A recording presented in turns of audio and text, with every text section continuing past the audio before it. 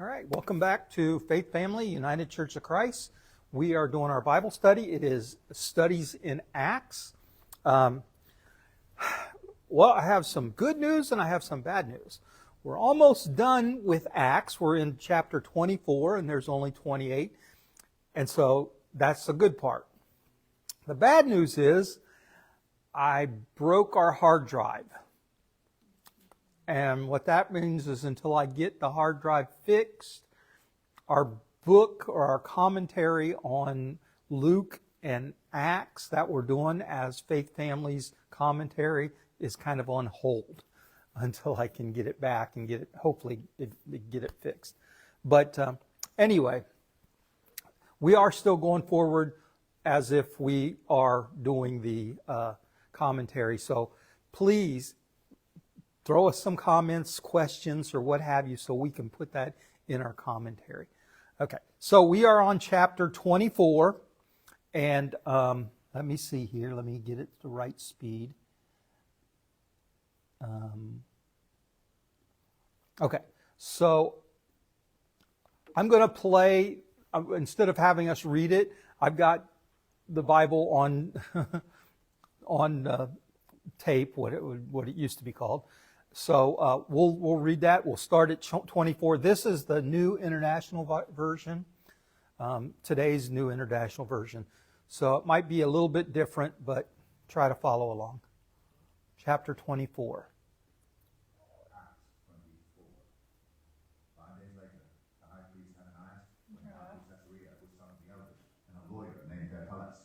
And they brought their charges against Paul before the governor. When Paul was called in, Tertullus presented his case before Felix. We have enjoyed a long period of peace under you, and your foresight has brought about reforms in this nation.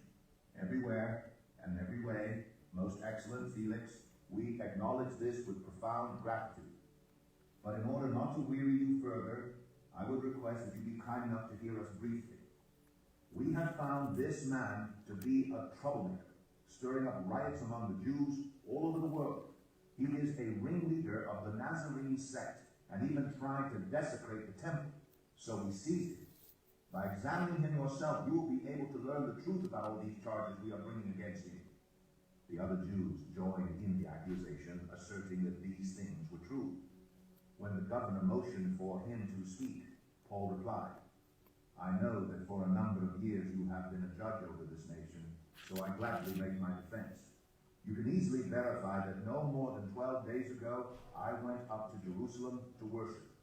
My accusers do not find me arguing with anyone in the temple, or stirring up a crowd in the synagogues, or anywhere else in the city. And they cannot prove to you the charges they are now making against me. However, I admit that I worship the God of our ancestors as a follower of the way, which they call a sect. I believe everything that is in accordance with the law and that is written in the prophets.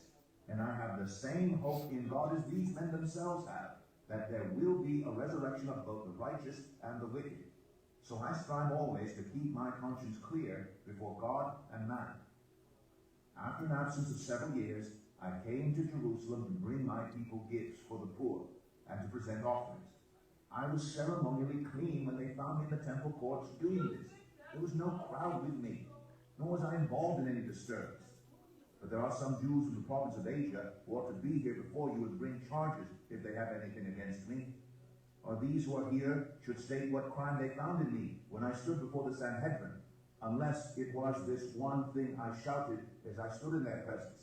It is concerning the resurrection of the dead that I am on trial before you today. Then Felix, who was well acquainted with the way, adjourned the proceedings. When Lysias, the commander, comes, he said, I will decide your case. He ordered the centurion to keep Paul under guard, but to give him some freedom and permit his friends to take care of his needs. Several days later, Felix came with his wife Drusilla, who was Jewish. He sent for Paul and listened to him as he spoke about faith in Christ Jesus. As Paul talked about righteousness, self-control, and the judgment to come, Felix was afraid and said, That's enough for now. You may leave.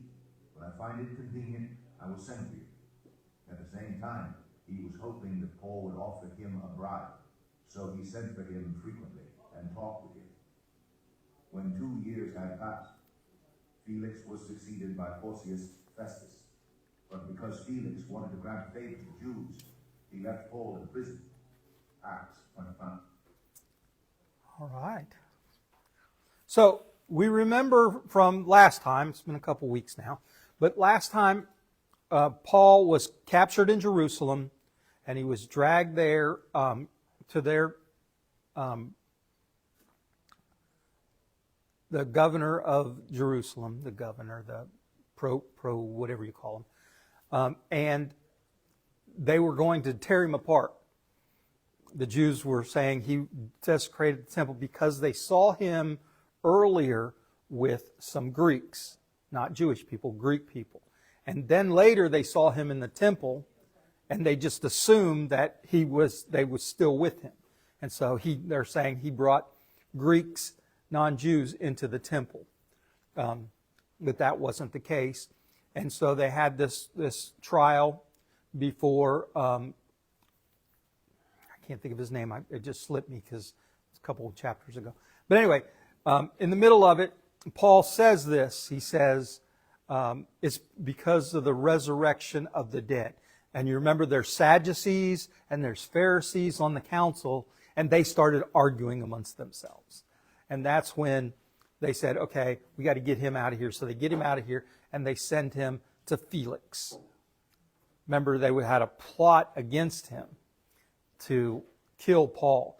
So they snuck him out at dark, and they had a whole army with him to take him to Felix. So he gets to Felix, and here he's before Felix, and it says 5 days after he gets there, the high priest Ananias comes and brings the case before Felix. And they claim that Paul is causing all this trouble. And of course, for the Romans, they want everything calm. And they want people to just do what you're told. And if you don't do what you're told, then if you're not a Roman citizen, you're hung on a cross.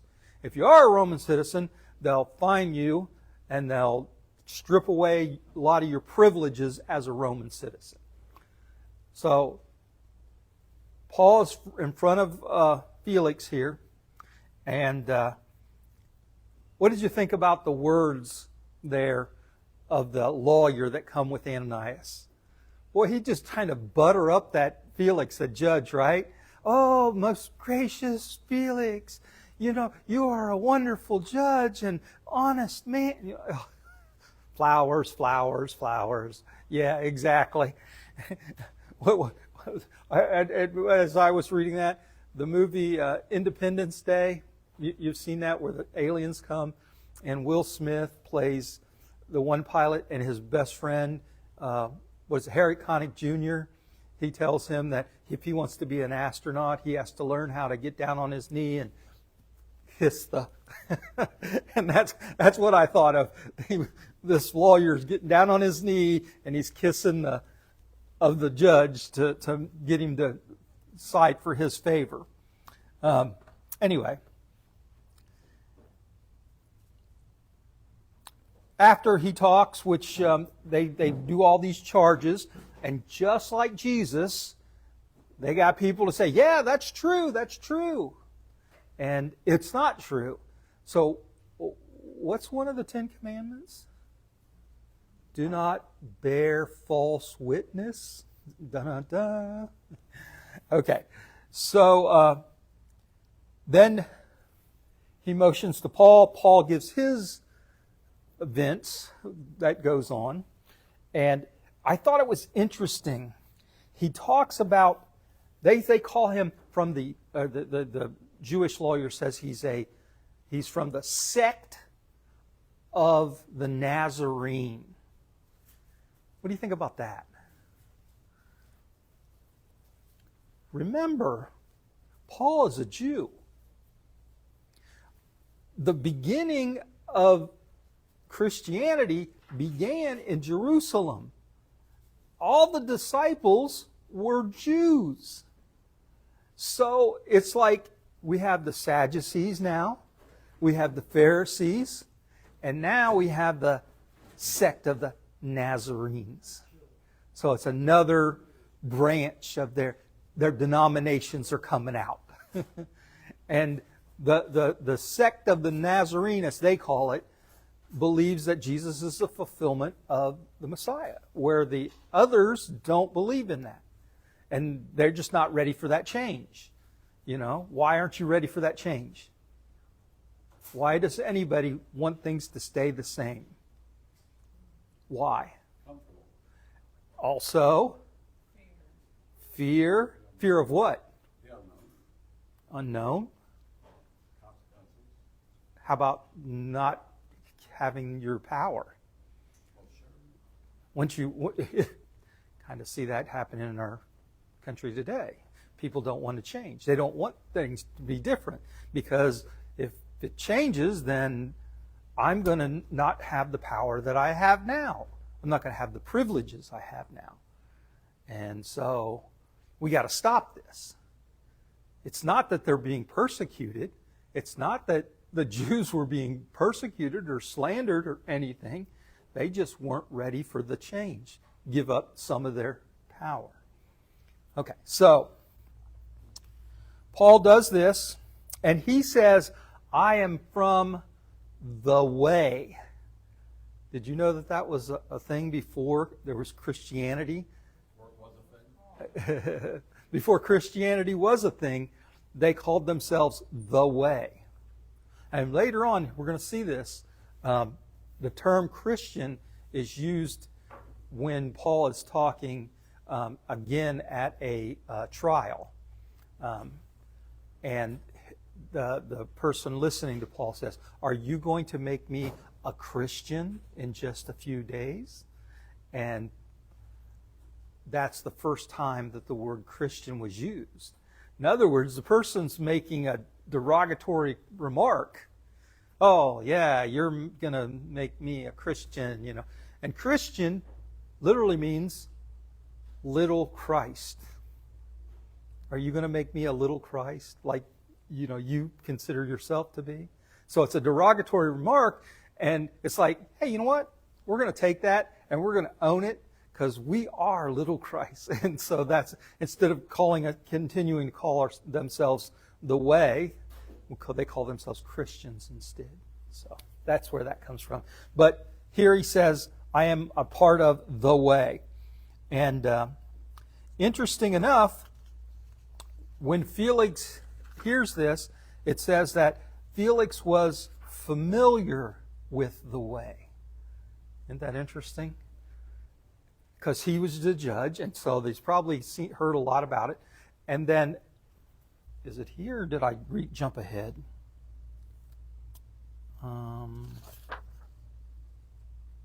Yeah. Here, starting at verse 24, it says, some days later, Felix came with his wife Drusilla, who was a Jew. So he himself was married to a Jew. So I'm sure that she knew what was going on with this new teaching that was around, the teaching of Jesus and the way. He was familiar with the way because she knew about the way. So,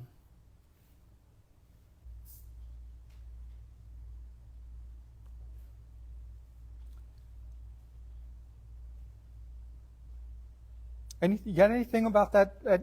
This is the defense before Felix. Have any more questions about that? What do you think about that? Felix was corrupt. He was playing both sides. Yeah, oh yeah, we'll see it here at on the last section there. I wanted to stop before we got to that, but yeah. But he knew about the way, but he was also not going to upset the Jews either. He was kind of... Yes. And again, that's something. There's something in the last part I want to talk about. But what do you think about those first two parts? The first part, Jews come in. I'm just going to use the term the Jews because it was a certain part of the leadership. It's something that the New Testament does, and that's because that split become really big. You know, Christianity started out with all Jewish people, and then slowly went away. Paul took it to the Greek and the Romans, and they embraced it, and they distanced themselves from. And remember, we talked about that before, how after 70 AD, 70 AD is when the Romans came in and just wiped Jerusalem basically off the map, took down the temple, put it onto the actual foundation, leveled it to the foundation. And so from that point on, there was this need for the Christians to try to distance themselves from the Jews. And that's what they did. They called themselves the Jews. But it's not the Jewish people themselves that the Christians had the problem with. It was the leadership and the teachings that the Jews were teaching.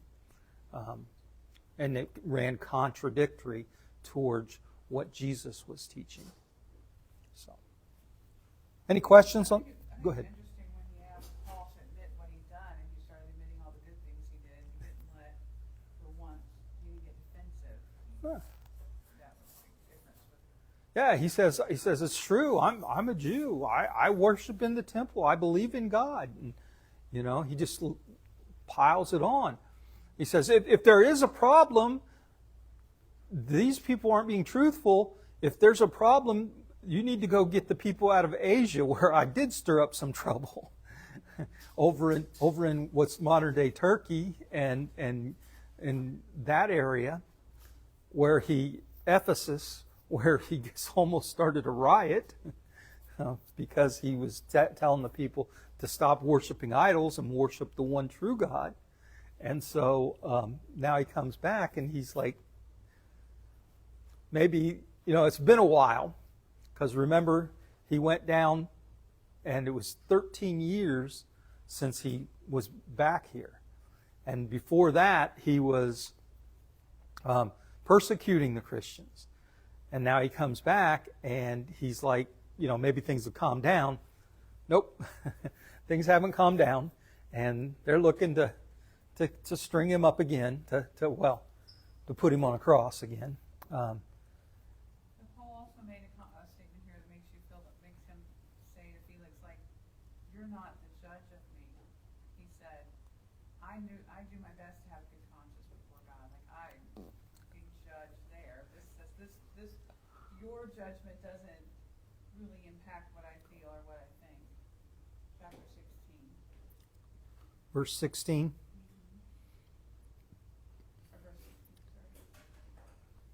Mine says, believe me, I do my level best to keep a clear conscience before God. I thought it was interesting that he was challenging Felix's authority over his own. I think that's important for us today. That's why Martin Luther King could disobey the law, because the law was not a just law. So he disobeyed the law and said, I'm willing to take the punishment because you're wrong. And if you see me being punished for doing good, then God will judge me and you. And so that's basically what Paul's saying here. Yes.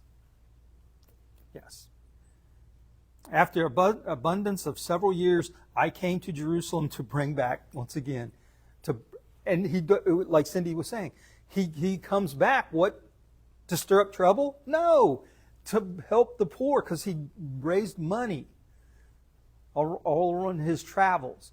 And they brought that money back to help the poor, the widows, and the orphans. And so he comes back to do good, and they accuse him of doing evil. Isn't that what they did with Jesus too? Jesus tries to do good, and they claim he's of the devil. It's from the prince of demons that he's doing all of this, doing these. He wasn't doing all. He wasn't like going into the temples and preaching and stirring up trouble. No, he did not. Like he had been before. He said, I was minding my own business. Yes, He was in. I'm here to worship in Pentecost and help the poor, like you said, but what did I do? I didn't do the things I've done before. Yep. But they accused him of it, and then they got false witnesses to say this is true. And okay, so moving on to the very last section there, Paul held in custody. Some days later, Felix came with his wife Drusilla, thank you. Yeah, and in my Bible it says, "Oh,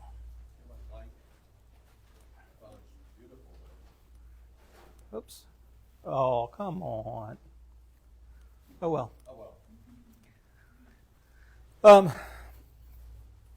So he now, I think Drusilla was kind of interested to hear what this guy has to say, because this is somebody that's all about the way, and she knows about the way because she's a Jew, a Jew. How do you say that?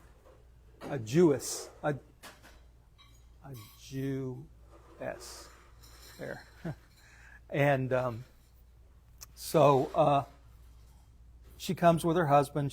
They listen to Paul, and then it says, and as he discussed justice, self-control, and the coming judgment, Felix became frightened. Kind of what Cindy was saying, you can't judge me because your laws are here on earth, earthly laws. I have a higher judge than you, and that's God will judge me. And so when they talked about this, Felix got kind of worried about his own judgment. And so he's like, that's enough. We're going to stop here. And you're not going to talk to me and scare me anymore, because I have that authority to say no more. And so I thought this next part was really interesting. In verse 27, after 2 years, can you imagine being in jail for 2 years when you did nothing? Well, that just sounds like a documentary waiting to happen, doesn't it? In a sense, Acts is that documentary. We see all these documentaries of these guys go get convicted and sent to prison, only to find out they didn't do it, and then years later they're finally exonerated and released. And then they make a documentary about it, and then hey, we need to look into this more, and then they're released. That's kind of what the book of Acts is kind of doing here, right? Paul's imprisoned here in Jerusalem, and then it's like he's falsely imprisoned for 2 years plus, because he's there for 2 years while Felix is in charge. Then Felix leaves, and who comes in after him?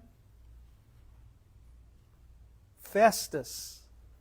Festus takes over for him. And as Felix is leaving, he's got the presidential pardon, but he doesn't want to do that because Paul is going to appeal to Caesar. But anyway, he doesn't want to do that because He doesn't want to anger the Jews. yes, he wants to appease the Jews. So he leaves him in prison for for Festus to take care of. Right? What does that sound like? Passing the buck. Right? I don't know what to do with him. He scares me. So I'll just wait him out and we'll pass the buck to the next guy. And so Festus is inherited with this problem about the sect of the Nazarenes, as they would call it, or the way. And here in the next chapter we'll see they called Christians as well. So, any questions about chapter 24? Comments? Paul's still in prison after 2 years. Felix leaves. Festus comes in, still in prison the whole time. So, He's like under house arrest. yes, it did say that. It did say that. He allowed his family and friends to come and take care of his needs. So, Was that traditional in those days? yeah, house arrest. Yeah. As a matter of fact, it talks about taking care of the prisoners, visiting the prisoners in jail. That was a common thing because you didn't get anything. They didn't provide you with meals and a cot and all that. You were just thrown in a cell, and you relied on the other people to bring you stuff to eat and clothes and all that stuff. So We'd be protesting around the jailhouse. that's true. That's true. Anything else? All right. Was there a printout for today? Yes, it's on the back table back there. Thank you.